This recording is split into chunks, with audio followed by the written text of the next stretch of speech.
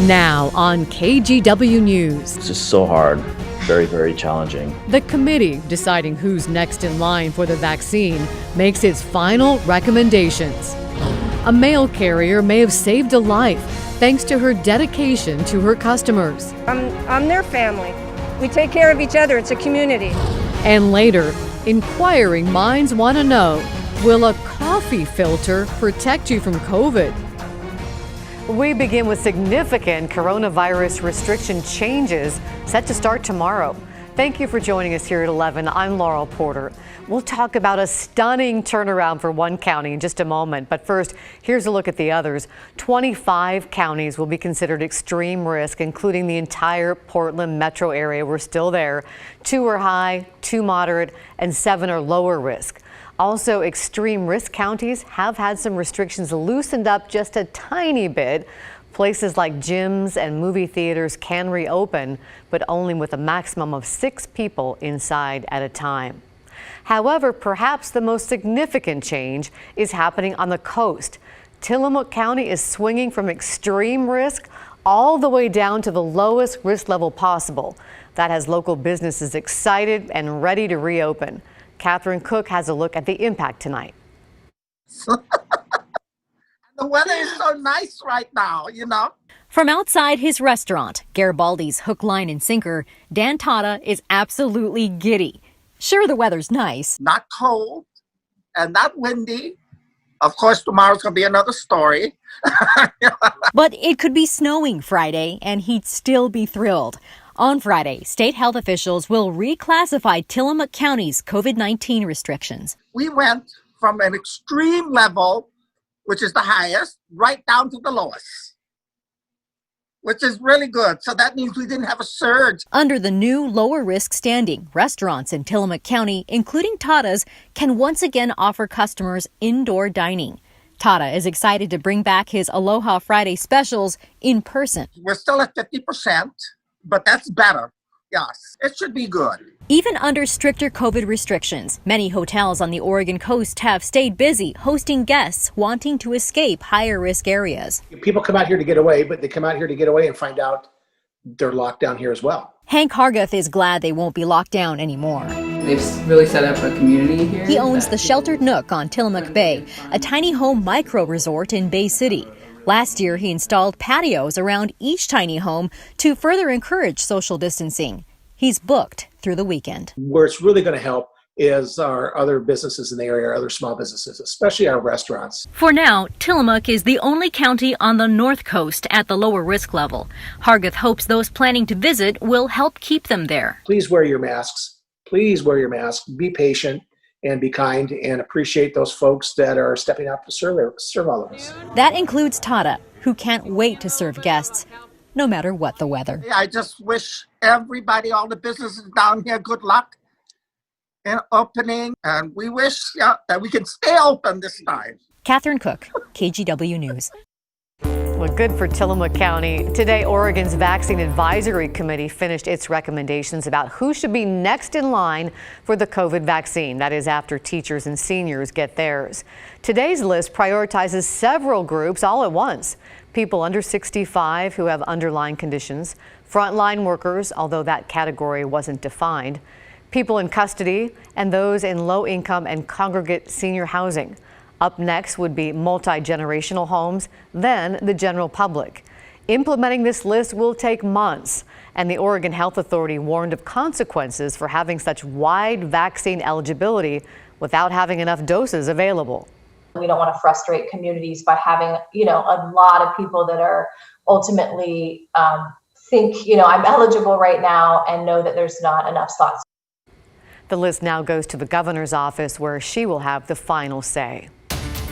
Developing right now, police are searching for a driver accused of a dangerous crime spree in North Portland. Police say he caused a car crash, ran away, and shot a man who tried to stop him from running. This was at about 5:30 at North Columbia Boulevard and Vancouver Avenue. The other driver was hurt in the crash. Police called the injuries life-threatening. The shooting victim was hit in the arm and will be physically okay. Officers say a woman also ran off with the suspect. Anyone with information should contact Portland Police. And that comes on the heels of another violent day in Portland. Police had reports of 7 shootings just between yesterday afternoon and this morning across the city. Investigators say in several cases, cars and homes were hit by bullets. In fact, a mom and her 2 kids were sleeping in one of the homes. Detectives are hoping to talk to witnesses. There have now been more than 80 shootings in Portland since the start of this year, and that compares to 51 in January of last year, which also seems like a big number. One of the shootings this year claimed the lives of 2 men. They happen to be brothers-in-law. Their family is reeling and spoke to our Mike Benner about their quest for justice. I was just crying just a few minutes ago. Jennifer Adams is overwhelmed with heartache over the shooting death of her brother-in-law, Keikoa Adams. It's just heartbreaking to lose someone so close to you out of the blue for no reason that we would know of. I can't think of any reason someone would shoot him or anyone who would. Adding to the mystery is that Keikoa was shot and killed along with his brother-in-law, Frank Guland. The double homicide happened early in the morning on January 17th near Southeast 143rd and Division. Jennifer remembers getting the call from Keikoa's wife. Deepest crying I think I've ever heard, calling out my name. And to have people go through that and all this loss because of a shooting that makes no sense. Yes, we're all heartbroken, hurt. It's hard not to be. Keikoa leaves behind 3 kids. Frank leaves behind 1.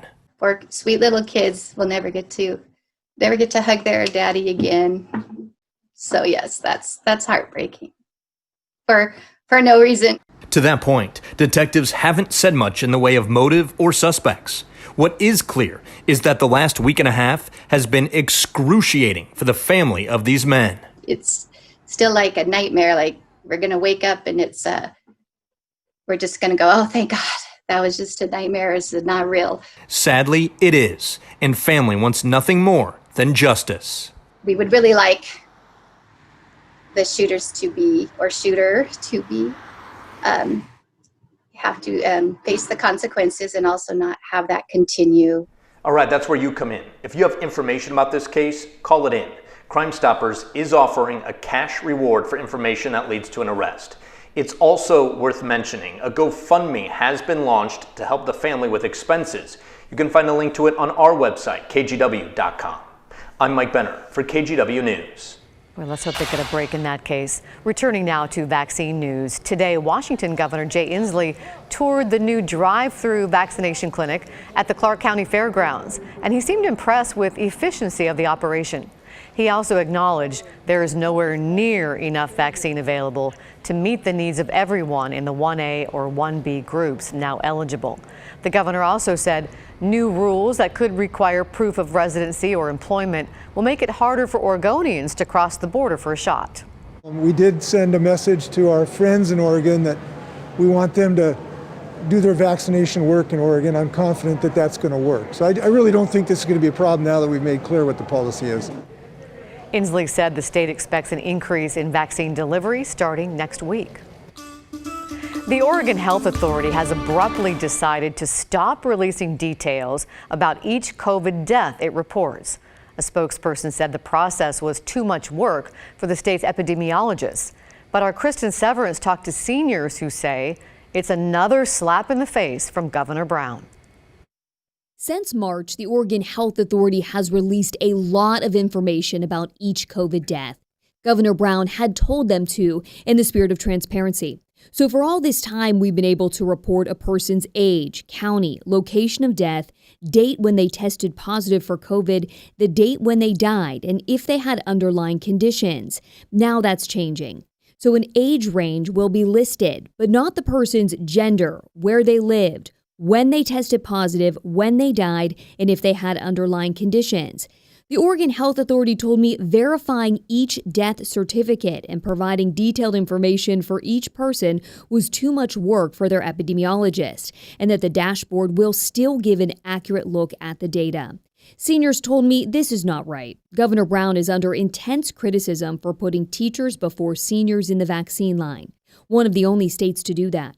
And with this change in reporting, we will not be able to see how many seniors died from COVID while waiting for the vaccine. I heard from several upset viewers about this, including Dennis Gavin. So it just appears that they're covering up because we are one of the few states who is not vaccinating people over 65 right now.